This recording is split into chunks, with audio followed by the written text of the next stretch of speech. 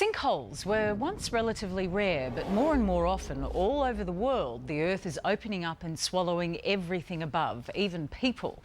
It's nature at her most frightening, but it's mankind who's created this growing problem. And Australia is not immune, as Alex Cullen reports.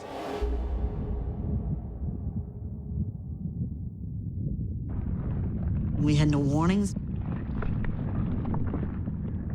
Who can imagine that? The trees were just violently sucked down in a matter of seconds.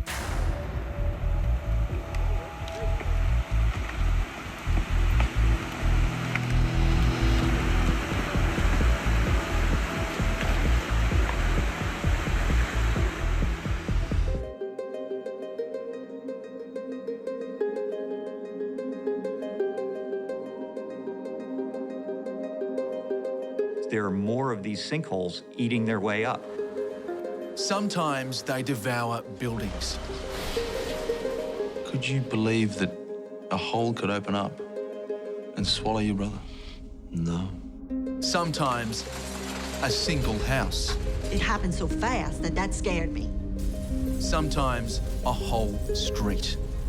Sometimes it's just big enough to swallow one of us. That's another sinkhole. Down below there is another sinkhole. And we're seeing the birth of it right now. How special is that? I'm on my way to a part of America where it's fair to say it's wise to tread carefully. Palmyra, Pennsylvania, where there's a new sinkhole almost every week. So many local councils can't afford to fix them. This place has been called the sinkhole capital of the world.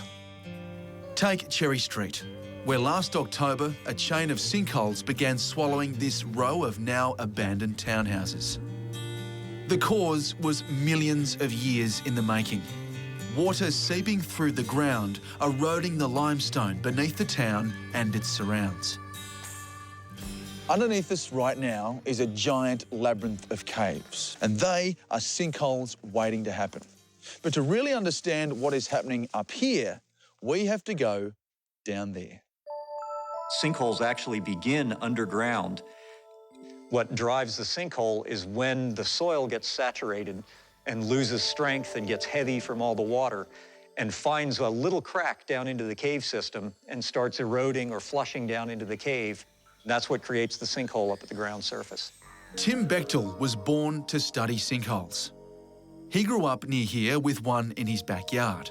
This is melting snow. This geophysicist now investigates them worldwide, an expert in the phenomena of the sinkhole. It's essentially eating its way upward by pieces falling off the roof until it breaks through at the ground surface.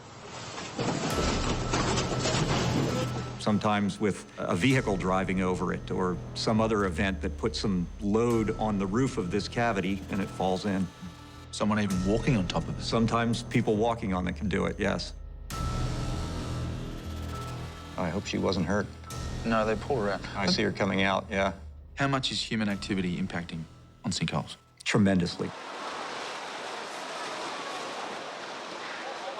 Once an area gets paved and there are roofs, and stormwater is concentrated rather than rainfall sinking in wherever it falls. That water gets concentrated by pavement and roofs and dumped onto the ground and creates sinkholes. So after following development, the occurrence of sinkholes increases by factors of 10 or more. When the earth opens up, nothing is safe. Look at the size of it. It is enormous. Massive, yes. It is so big. Before February this year, the National Corvette Museum in Kentucky looked like a gleaming showroom.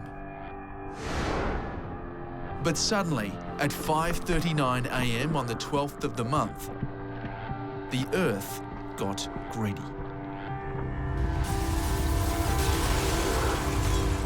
The hole opened up and swallowed 8 of our cars, and that, so we treated those like our babies. Of all the things that I've imagined that could go wrong that we'd have to face, I never dreamed that one of them would be a sinkhole. As I travelled further evidence of a rapid increase in sinkhole activity. An 11-hectare monster devouring a place called Bayou Corn in Louisiana. On August the 3rd, 2012, a sinkhole developed here in Bayou Corn. For 2 months prior to that time, there was earthquakes occurring in the community and bubbling in the bayous in this whole area. Everybody was talking. Go see those bubbles, dude. Something is going on down the bayou. There's something. Go see this. You know, you can't believe it. Until August the 3rd, Carla Alleman, her husband, their 2 grandchildren, their son and his wife, believed they lived in America's most perfect waterfront spot. They move it, John. Yep, I got it. I got it. See it. It's moving that much. Oh, that's gone right there. See it right there? Look at it.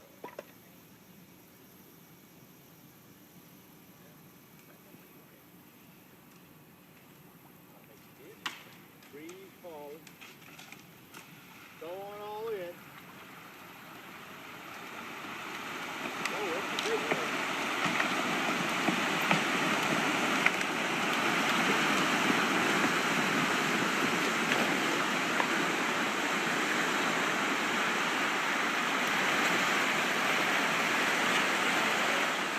The trees were just violently sucked down in a matter of seconds. And the rushing of the water scared me. When the sinkhole occurred, there was huge quantities of natural gas bubbling to the surface and crude oil bubbling to the surface, which caused a lot of emissions of toxic chemicals into the air and made the people in Bayou Corn very ill. It took 2 months to find the cause. Drilling at a nearby salt mine had weakened the wall of a huge underground cave, causing it to collapse. The result is an environmental disaster.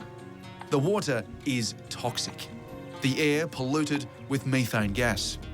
It can't come back because of the natural gas that's under all of this area. It's bubbling to the surface throughout the area. Although many scientists disagree with her, Wilma Subra is convinced that coal seam gas mining, or fracking, is behind a new wave of sinkholes. I've observed the sinkholes that have developed as a result of fracking. They actually take a large quantity of very toxic chemicals, put down into a well under great pressure, and crack open the formation.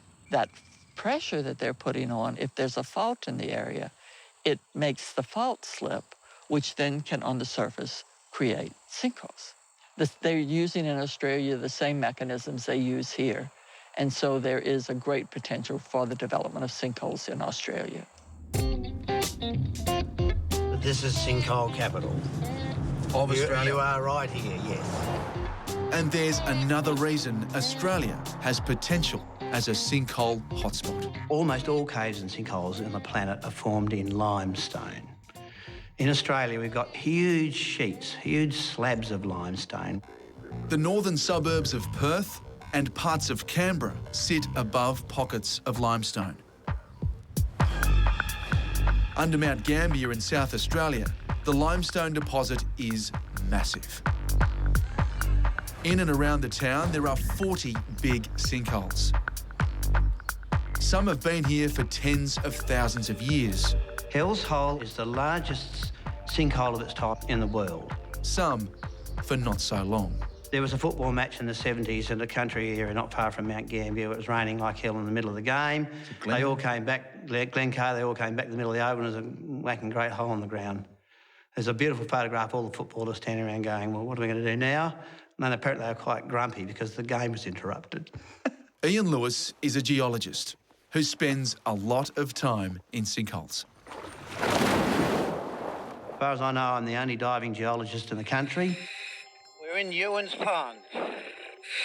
There are 3 sinkholes here in a line. The water is beautiful and clear because it's filtered by the limestone.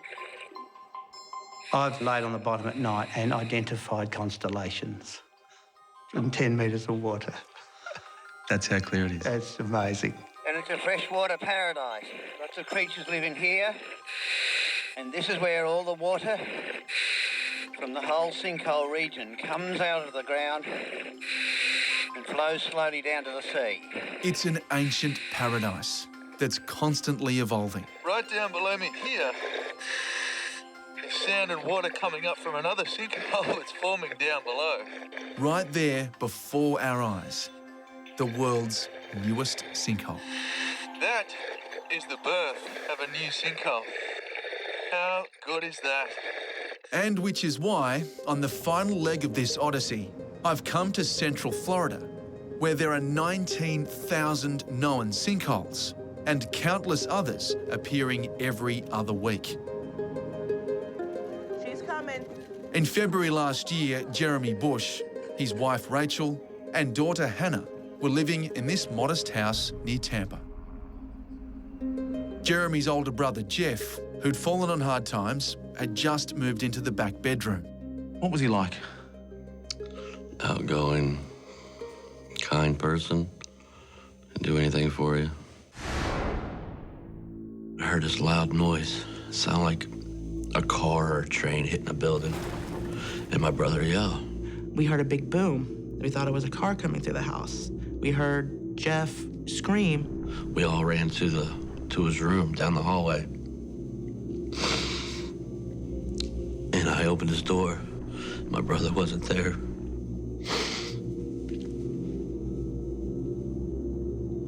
And I'm just yelling and screaming for him because all you can see is this big old hole with his bed hanging, parts of his bed hanging out, and that was it. Actually, it looked like hell opened up and just ate him and everything in his room. Could you hear him at all? Was there any... I could swear I heard him yelling for help. Jeremy, help me, please help me. So I started digging with my hands and yelling for him and screaming and telling my wife to call 911. The deadly sinkhole has been filled in. The land will never be built on. Jeff's body is somewhere below.